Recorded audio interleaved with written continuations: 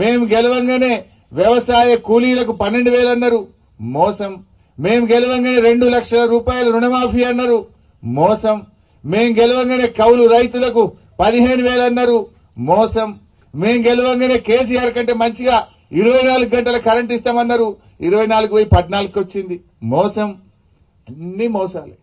అందుకే ఇవాళ ఏమైంది, ఎలక్షన్ల ముందేమో అందంగా నోటితో మాట్లాడింది రేవంత్ రెడ్డి. ఏమైందా నీ హామీలంటే ఇవాళ నొసటితో ఎక్కిరిస్తా ఉన్నాడు రేవంత్ రెడ్డి గారు.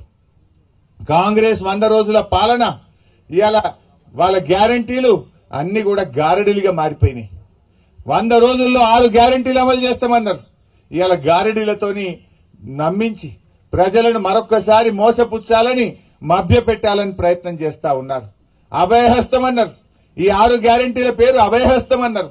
ఆ అభయహస్తం కాస్త అక్కరకు రాని హస్తం అయిపోయిందని చెప్పి మనవి చేస్తా ఉన్నా.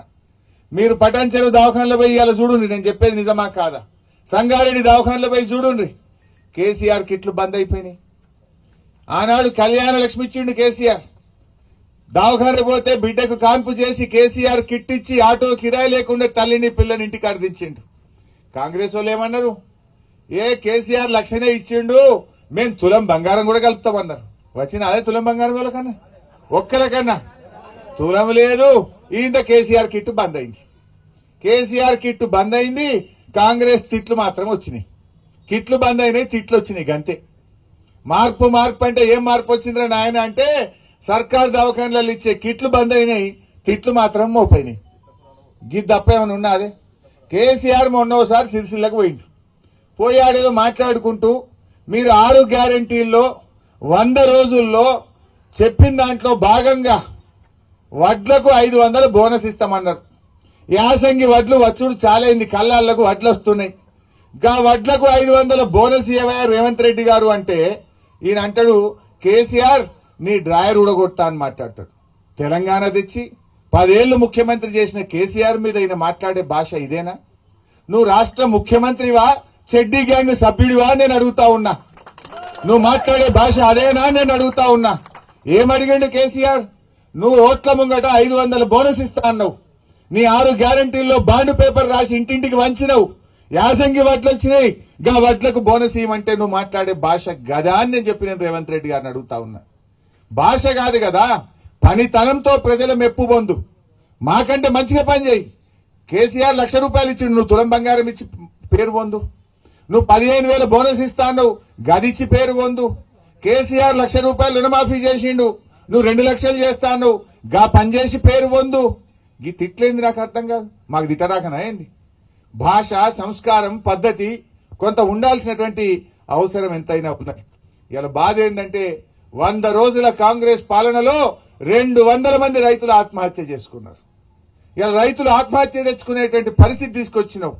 ఇలా నేను అడుగుతా ఉన్నా, కాంగ్రెస్ పార్టీకి ఓట్లేసింది నీ తిట్ల కోసమా? నీ తిట్లు వినడం కోసం ఓట్లేసినామా ఏమన్నా? నువ్వు కేసీఆర్ కంటే మంచిగా చేస్తా అని ఊరిచ్చినావు, మాయ మాటలు చెప్పినావు. గా పని చేయి. గా పని చేయక నువ్వు కేసీఆర్ ను తిట్టి లీకులు రాయించి పేపర్లల్లా ఫేక్ వార్తలు పెట్టి సోషల్ మీడియాలన్నీ గట్లయిందట గిట్లయిందట అని ఫేక్ వార్తలు రాయించుకుంటూ ఇంకా ఎంతకాలం కాలం వెళ్లదీస్తావు? ఇంకా ఎంతకాలం ప్రజల్ని మోసపుచ్చుతావు? ఎక్కువ కాలం జరగదు అని చెప్పి నేను మనవి చేస్తా ఉన్నా. ఇప్పుడిప్పుడే ప్రజలకు అన్ని విషయాలు కూడా అర్థమైతా ఉన్నాయి. నువ్వు మార్పు అన్నావు, మార్పు లేదు, అంతా మాయ చేస్తున్నది ఈ కాంగ్రెస్ పార్టీ. మాయ చేస్తున్న ఈ కాంగ్రెస్ కు ఈ పార్లమెంట్ ఎన్నికల్లో గుణపాఠం తప్పదు అని చెప్పి నేను మనవి చేస్తా ఉన్నా.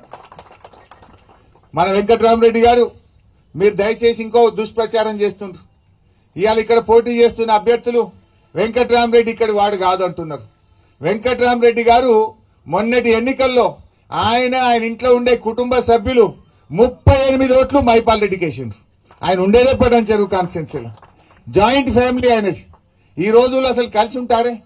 మొత్తం 4 అన్నదమ్ములు, వాళ్ళ పిల్లలు, పెళ్లిలైన కోడళ్లు, కొడుకులు, ఒక్కింట్లో 38 మంది ఉంటారు. అంటే అంత మంచిగా కలిసిమెలిసే మనస్తత్వం ఉన్నది. ఉండేది కూడా మా సోమిరెడ్డి దగ్గరనే తెల్లాపూర్ మున్సిపాలిటీనే ఉంటాడు. ఆయన 38 ఓట్లు మొన్న మైపాల్ రెడ్డి కేసు గెలిపించడంలో తన ఓటు కూడా మైపాల్ రెడ్డికే వేసిండు.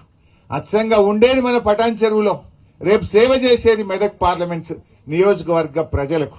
ఆయన సర్వీస్ లో సగం జీవితం 24 ఏళ్లు నౌకరీ చేస్తే 12 ఏళ్లు మన సంగారెడ్డిలో మన మెదక్ జిల్లాలనే చేసిండు. 12 ఏళ్లు మన జిల్లాలనే సేవ చేసి గల్లీ గల్లీ తెలిసినోడు, ఈ ప్రాంతం మీద అవగాహన ఉన్నటువంటి వ్యక్తి, ఒక విద్యావంతుడు, బాగా చదువుకున్నటువంటి వ్యక్తి.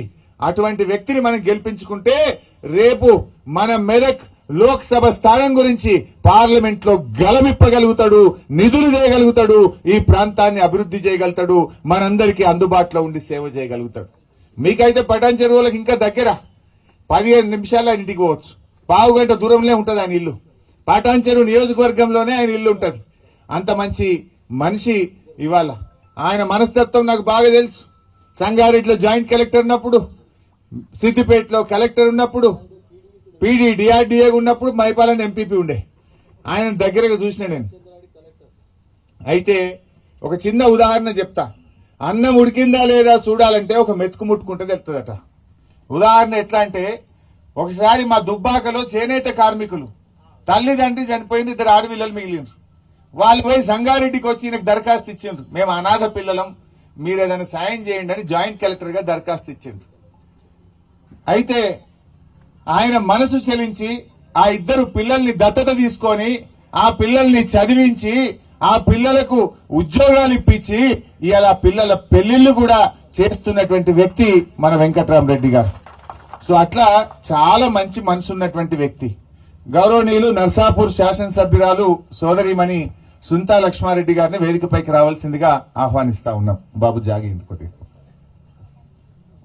అదేవిధంగా మా సిద్దిపేట ప్రాంతంలో ఒక రైస్ మిల్లో పనిచేసే హమాలీ కార్మికుడు, ఆయన బిడ్డకు ఎంబీబీఎస్ లో సీట్ వస్తే ఆ అమ్మాయి చదువుకోవడానికి డబ్బులు లేవు అని బాధపడితే ఆ అమ్మాయిని దత్తత తీసుకొని ఇవాళ డాక్టర్ చదివించినటువంటి వ్యక్తి కూడా వెంకట్రామరెడ్డి గారు. ఆయన ఆ రోజు రాజకీయాల్లోకి వస్తా, నేను ఎంపీకి పోటీ చేస్తా అనుకోలే. ఆయన ఆ రోజు కలెక్టర్ గా ఉన్నాడు. కానీ మనసు ఉన్నవాడు. ఆయనకు దేవుడు కొంతమందికి ధనం ఇస్తాడు, కానీ దాన గుణం ఇయ్యడు. వెంకట్రామరెడ్డి గారికి ధనము ఉన్నది, దానం చేసే గుణము కూడా ఉన్నది. ఆయన మాట అన్నాడు మొన్న, నేను 100 కోట్ల రూపాయలతో విద్యా నిధిని ఏర్పాటు చేసి మా పేద కార్యకర్తల పిల్లలకు గాని, వాళ్ళు సూచించినటువంటి వాళ్లకు రేపు చదువుకోవడానికి సంవత్సరానికి 20 కోట్ల చొప్పున 5 ఏళ్లలో 100 కోట్లు ఖర్చు పెడతా, కార్యకర్తల పిల్లల్ని చదివిస్తా, పేద కార్యకర్తలకు అండగా ఉంటా అని చెప్పి ఆయన ఒక నిర్ణయం తీసుకున్నారు. ఒక ట్రస్ట్ ఏర్పాటు చేస్తా, ట్రస్ట్కి వెళ్ళి చేస్తా అని చెప్పి చెప్పడం జరిగింది. అదేవిధంగా ఇవాళ ఎన్నో ఇంకా మంచి ఆలోచన లైన్లో ఉన్నాయి. 13వ తేదీ మీటింగ్ నాడు వివరంగా ఆ విషయాలన్నీ కూడా చెప్తారు. మరి ఇక్కడ బీజేపీ కూడా పోటీ చేస్తుంది. నేను ఒకటే అడుగుతున్నా, బీజేపీ అభ్యర్థి గుణగణాలు మీకు తెలియదా? పటాన్ చెరువులకు బాగా తెలుసు, నాకంటే ఎక్కువ మీకే బాగా తెలుసు. నిజంగానే మంచిగా పనిచేస్తే మన దుబ్బాకల మల గెలవపోవునా? మరి నువ్వు ఆ రోజు దుబ్బాకలు ఏం చెప్పినావు? నేను గెలిస్తే ఇంటికి 2 ఎడ్లు ఇస్తా, బండి ఇస్తా అన్నావు, టెక్స్టైల్ పార్క్ అన్నావు, రైలు అన్నావు,